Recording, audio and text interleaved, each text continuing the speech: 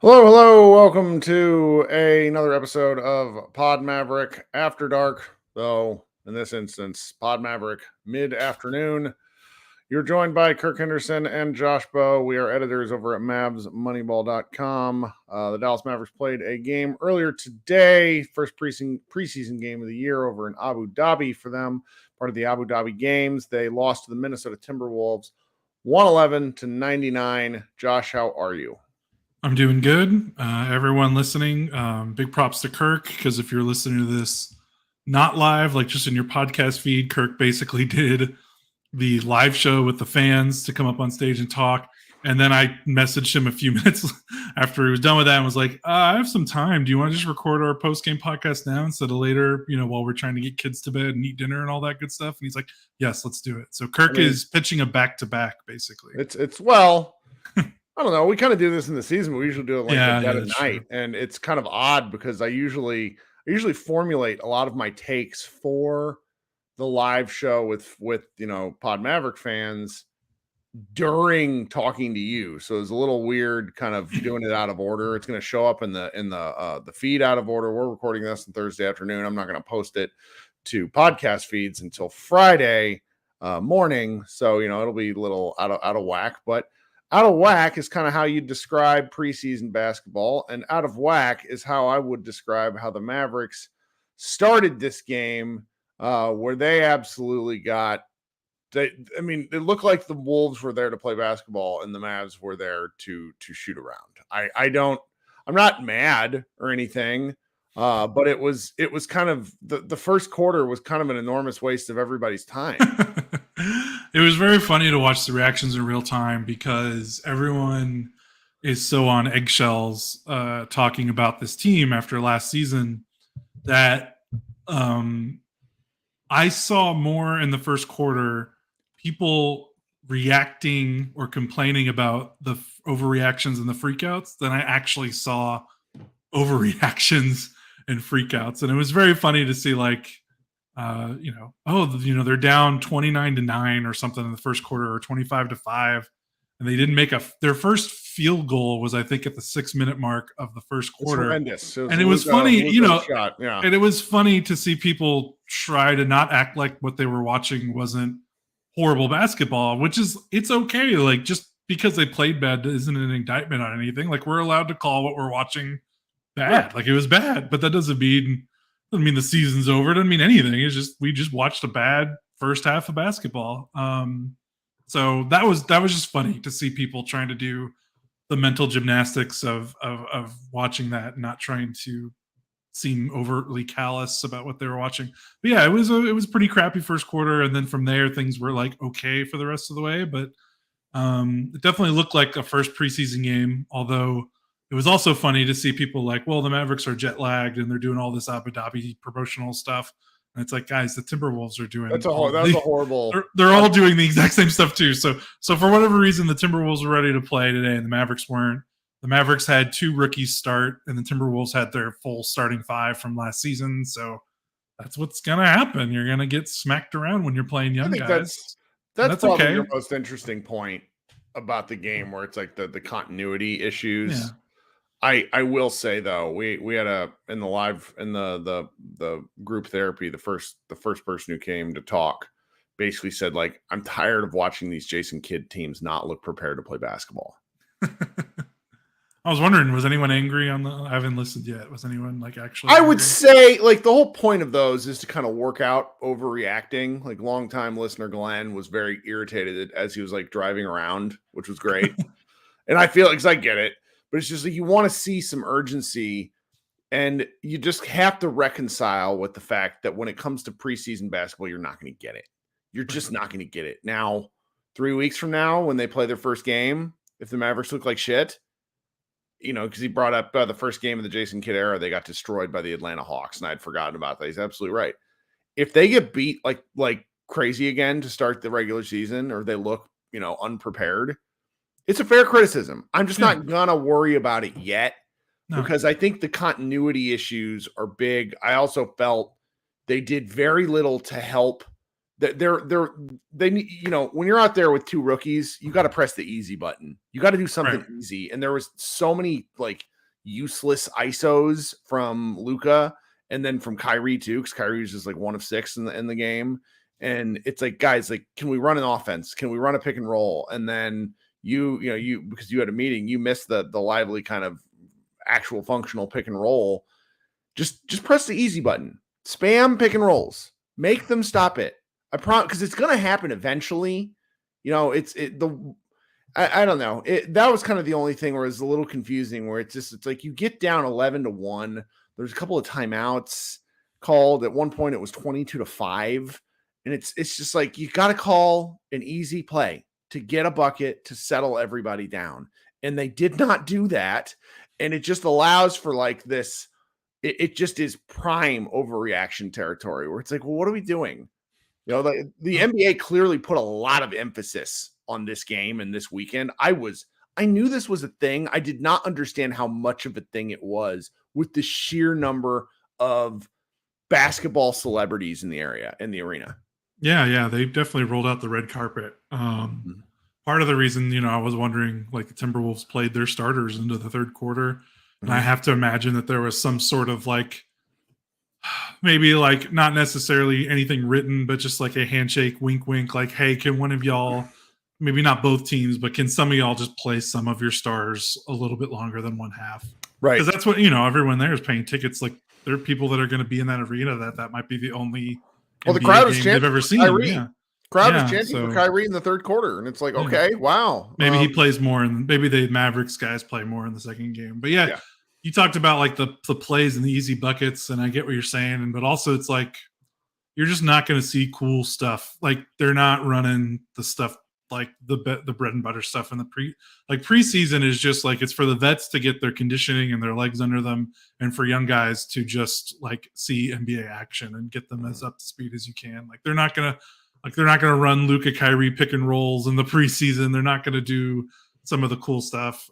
They should do more Derek Lively stuff just because he needs to learn when he's on the floor. But otherwise, you're going to see vanilla, and this isn't just the Mavericks. Every team is going to be doing the most basic vanilla stuff you've seen, because these coaches are lunatics and think that they have to hide everything. The Wolves didn't, though. The Wolves were their motion was really interesting to watch. Where and I started talking about it on the last show, and one guy was I don't want to talk about that. Which shout out to Brian. I agree. He's I get why it's Mav show, but it was they were cut. You had Karl Anthony Towns cutting from the top of the key and receiving passes in the middle of the lane off of kind of not it was not a handoff, but it was just really short, simple, real movement based. And the Mavericks are having a hard time stopping it. And it's different. I get Luka and Kyrie are going to dribble, but they're also both good basketball players. If I a kingdom for an offensive play that doesn't involve 17 seconds of dribbling. Yeah, it was very funny to see even the first half. It didn't matter because the starters didn't really play in the second half, but the box score of the starters is basically the box score of every Mavericks game for the last 3 years. Right, Grant Williams looking real Dorian Finney-Smith. Yeah, he is the Dorian Finney-Smith replacement. But it is funny. Luka 25 points, the other 4 starters combined for 11. It was just funny. Again, it's not this is what's going to happen. It's Lively and Prosper. Yeah, Lively and Prosper look like rookies, and I want to make a point here about this because I think a lot of people have been confused why both of us I think are on the team play the young guys in rookies camp. I think we're both on that team. Sure. I know there's a lot of other people on that team too, media people, fans. And then there's a kind of pushback on that. I'm like, why do you want to play the rookies so much because of all the historical data about rookies and teams that want to contend? Like, right. You don't see rookies impactful on playoff teams, except for some rare exceptions. And for me, it's like, and like, I'm sure some people are going to look at this game and be like, see, this is what it's going to look like. If you play a bunch of rookies a lot of minutes, it's going to look ugly. And then like, for me, it's like, I know, like, you're not surprised. Like, I agree. It is going to look ugly. If it looked amazing, that'd be a testament to the coaching staff and everybody involved. Like, it wasn't, you should have known it would have been a little bit wonky. Yeah. And like, I'm embracing I want to embrace the wonkiness. Like, this team finished 11th in the West last season. I don't want them to just, their goal to be good next season. Their goal needs to be good in 2024 and 2025 and 2026. Like, that's why I want to see the rookies play, not necessarily because I think the rookies are going to make them a top 3 team in the West, but because they're the foundation. Like, if they don't trade these guys, they're going to be the guys playing with Luka when Luka enters his late 20s. So like, that's why, like, obviously I know that's not going to look great if you start 2 rookies. I'm not even saying they need to start 2 rookies. I just want to see them play as much as they can, but that's part of the process. Like, they are kind of rebuilding in a way. And when you're building a little bit, you're going to get some moments like this preseason game, which is not a big deal. I don't think this is when you possess a superstar or a player that's going to be a superstar, a future superstar. What the Mavericks have right now is a year 2 roster with a year 6 superstar. That's really good way to put it. Like, Kyrie Irving is amazing. That's not a Kyrie shot. It's just the rest of the roster is not up to speed yet. That's okay. That's what they needed to do. Yeah. They needed to do this. They need to take a step back to take a step forward. And I am bullish still because, like, Omax had a terrible game. He had a terrible game. He looked nothing like the player we saw in Summer League. He has like an aversion to steals. He was getting beat off the dribble in ways that I've not seen him get beat off the dribble. His shot didn't look good. That's fine. He's a huge person, and I'm willing to give him the benefit of the doubt. Lively was a little different. Lively getting kind of a big boy introduction, and really it's a silly thing. I think I'm probably overemphasizing this. That Lively looks fine when he's standing out there next to Gobert and Towns is a big important sign for me, because like, do you remember when the Mavericks drafted AJ Hammond like 8 years ago? Yes. That dude didn't look like a fucking NBA player. He just didn't look like a player. Like, there's something like, look about it, be about it. Like, he's big, he's strong.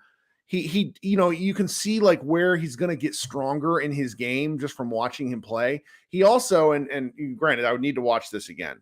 Nothing stood out to me where I was like, oh, that was a massive mistake where you hosed your teammates. That's been a big thing for me as I've been watching him. Did you see anything that stood out like that?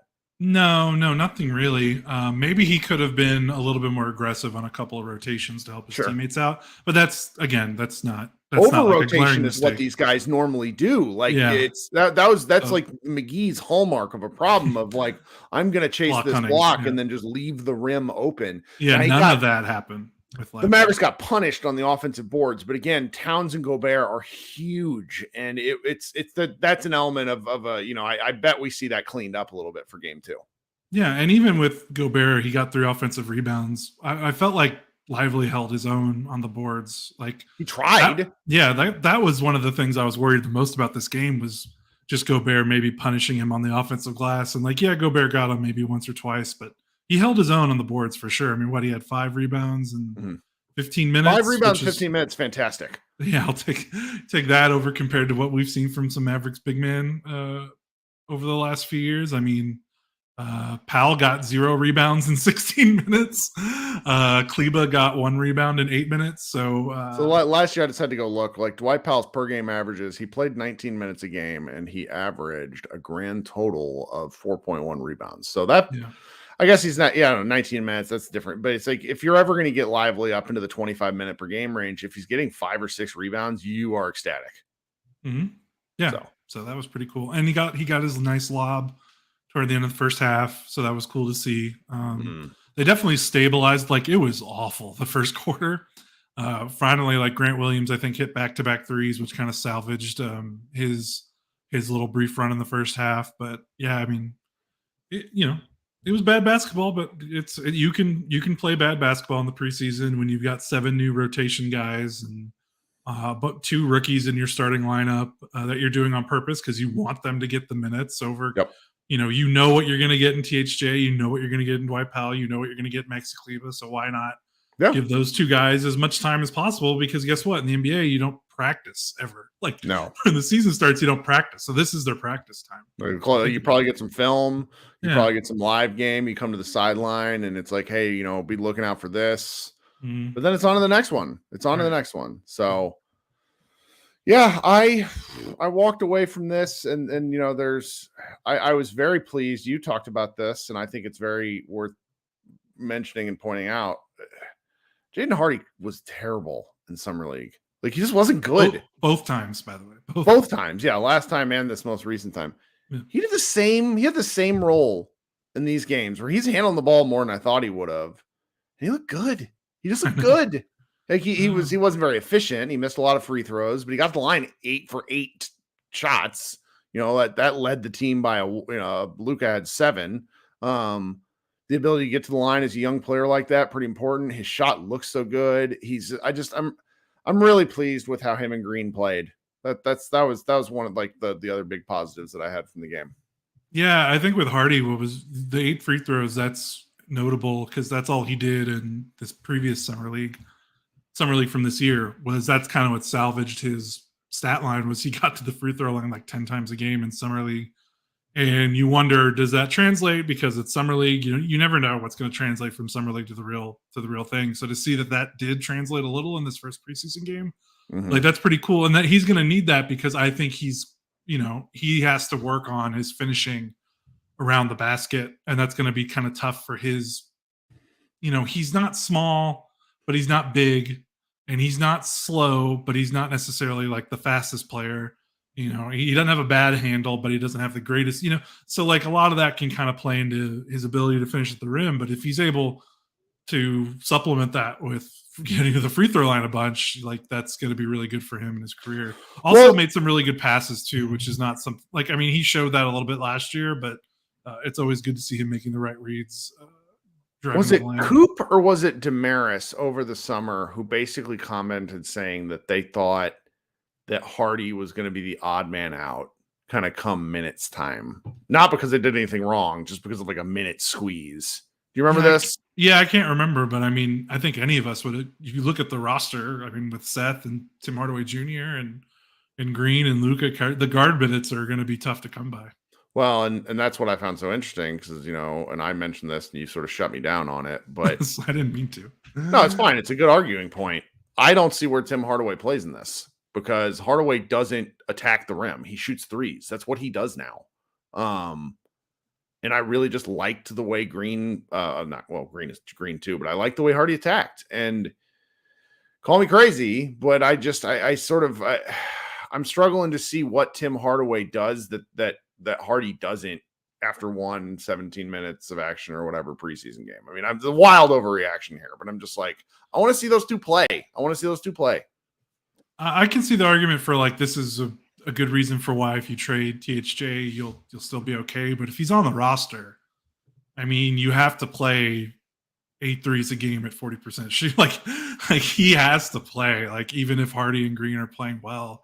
Sure.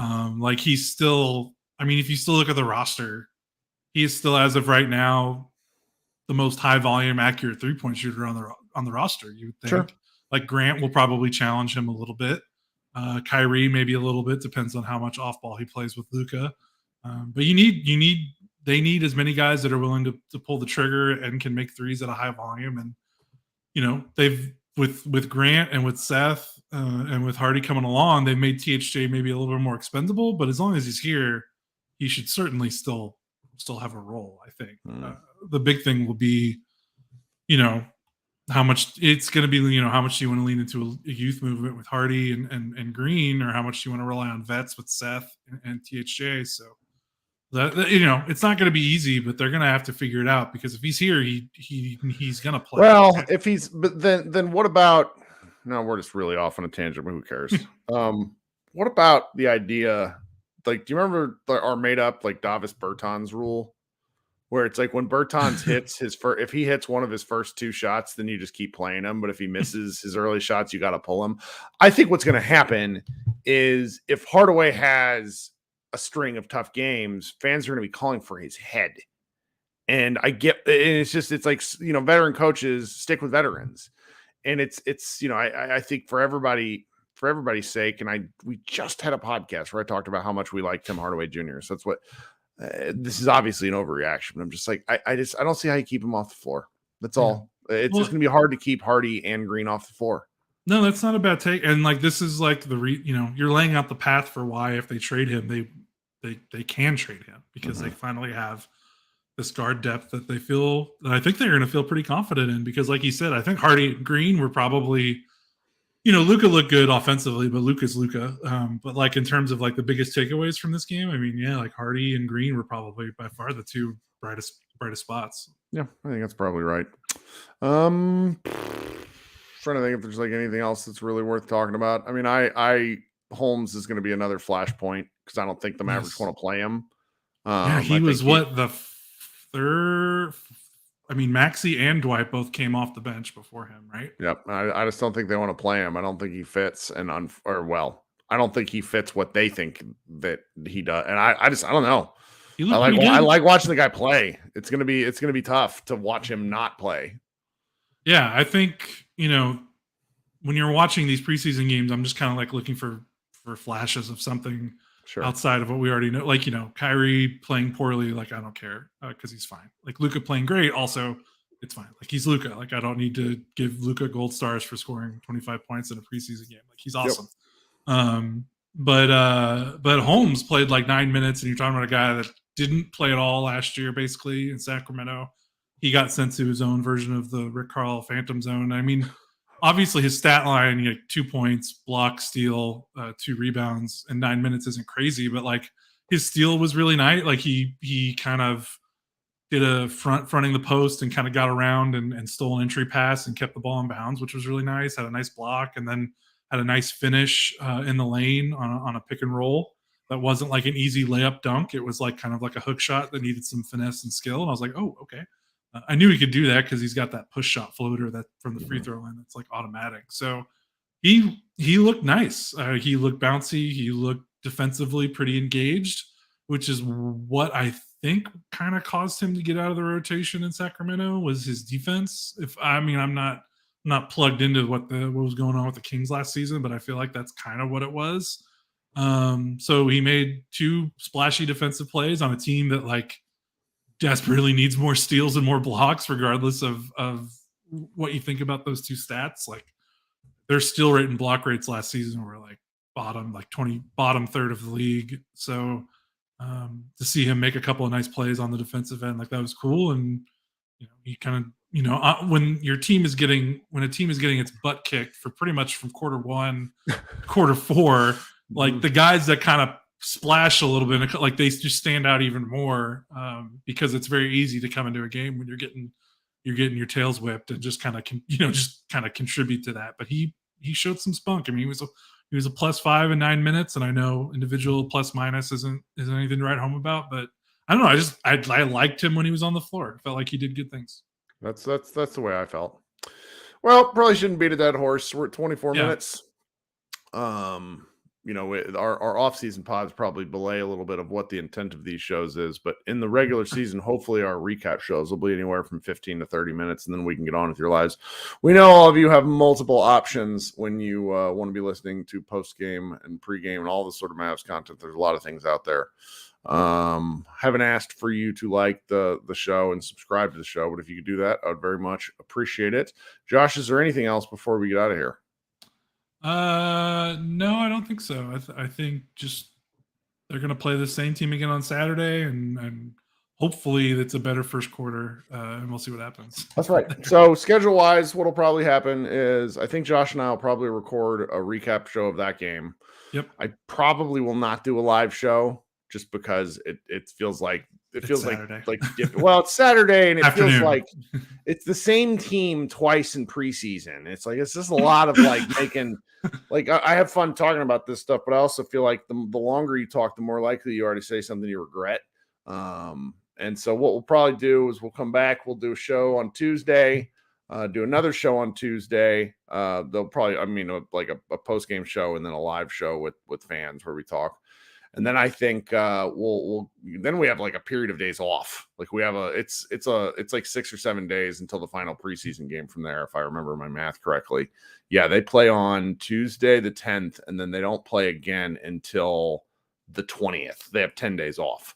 So we'll be filling in some time with other kind of one-off shows in between there as we try to get geared up for the regular season as well. All right, this has been Kirk Henderson and Josh Bowe. Thank you so much for hanging out. We will be back with more shows like I just mentioned, but until then, check out MavsMoneyball.com as well. We have lots of things going up. Appreciate everybody's support, and I hope you have a great rest of your day Friday if you're listening, and if you're watching on the show, have a good Thursday. Bye, guys.